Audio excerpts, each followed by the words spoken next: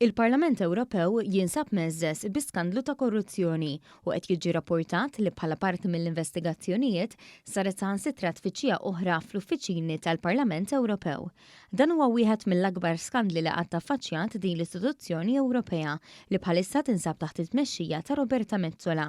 L-allegazzjonijiet huma marbuta ma' tixħim ta' uffiċjali għolja tal-Parlament Ewropew mill-Katar, il-pajjiż li bħalissa jospita l-lob tat-tazza tad-dinja. Il-Katar ċaħad dawn l-allegazzjonijiet. It-tfittxija fl-uffiċini tal-Parlament Ewropew kienet l-20 waħda u l-Pulizija Belġjana arrestat 4 persuni, fosthom Viċi President ta' Roberta Mezzola, il-Griega Eva Kaili.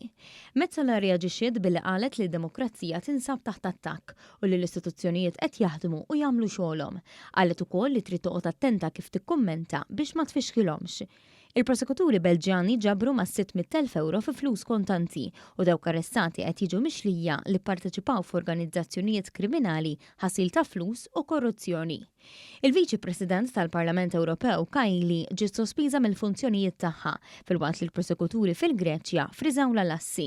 Jidher li 3 uffiċjali oħra li qed jaffaċċjaw l-akkużi huma wkoll uffiċjali tal-Parlament Ewropew. Il-BBC rapporta li l-korrispondenti tagħha jgħidu li uffiċjali tal-Parlament Ewropew kienu ixxukjati bil-gravità tal-akkużi. Il-President tal-Kummissjoni Ewropea Ursula von der Leyen qalet li l-akkużi huma serji ħafna u sejħet għal ħolqien ta' strutturi ġodda. Skont l-Ombudsman tal-Unjoni Ewropea, Emily O'Reilly, dak li ġara huwa riżultat ta' standards ta' etika baxxi. Qalet li jidher li kellu jkun hemm skandlu ta' dan it-tip biex l-affarijiet jinbidlu. Roberta Mezzola għamlet diskors fil-Parlament Ewropew li fih tkellmet dwar dan il-każ, iżda qadet lura milli tindirizza akkużi ta' dan it-tip li jitfgħu anke pis fuq it-tmexxija tal-Parlament Ewropew. Dan għamlitu minkejja li l-Ombudsman O'Reilly ġiet ikkwotata tajt li wieħed seta' faċilment jikteb l-iskript għaliex kien hemm ħafna li kienu ilhom jgħidu li jeżistu problemi kbar. Ftit ġimgħat ilu Mezzola nnifisha ġiet akkużata mit Transparency International EU, parti minn moviment globali kontra l-korruzzjoni, b'dik li sejħilha korruzzjoni istituzzjonali.